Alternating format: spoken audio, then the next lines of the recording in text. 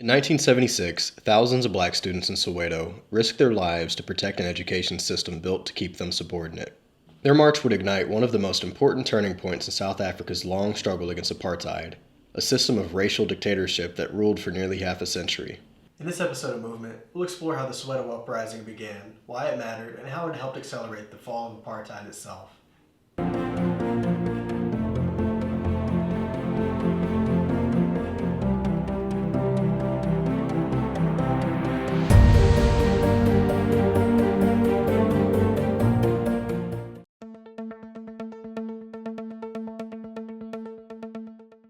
Apartheid, meaning apartness in Afrikaans, was formalized in 1948 by South Africa's white minority National Party. While racial discrimination existed long before, apartheid made segregation the law, controlling nearly every aspect of life. Black South Africans needed government passbooks to travel or work. People were forced into racially designated areas, with millions relocated to overcrowded townships. Better jobs and wages were reserved for white people. Only white people could vote or serve in the national government, among many other regulations meant to promote an unfair system. Education was one of the harshest tools. The Bantu Education Act of 1953 created separate, vastly unequal schools. The architect of apartheid education, H.F. Verwoerd, openly declared that black children should not aspire to skilled or professional work.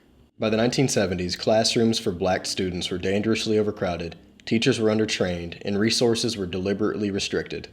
Daily life was defined by surveillance, poverty, and a state designed to maintain white domination.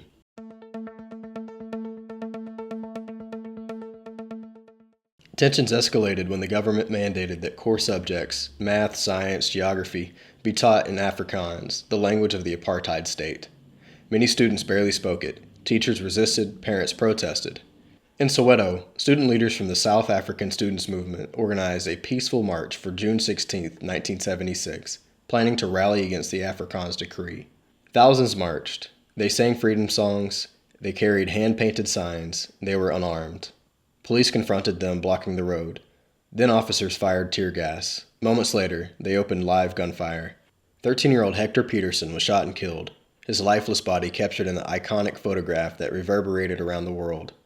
The state's violence transformed a peaceful protest into a national uprising.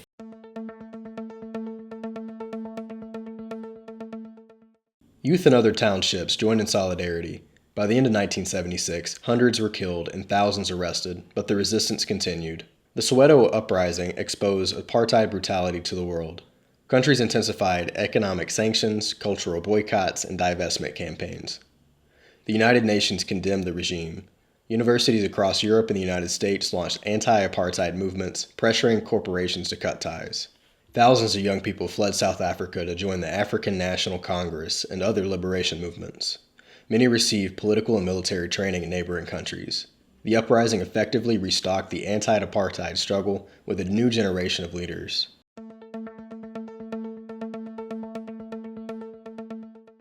The Soweto Uprising was a turning point. It shattered the myth that apartheid was stable. It launched the era of mass youth resistance and global mobilization. From 1976 onward, uprising, labor strikes, international boycotts, and underground organizing intensified. The economy weakened, global isolation grew, and the apartheid government faced pressures it could no longer contain. In the late 1980s and early 1990s, negotiations began.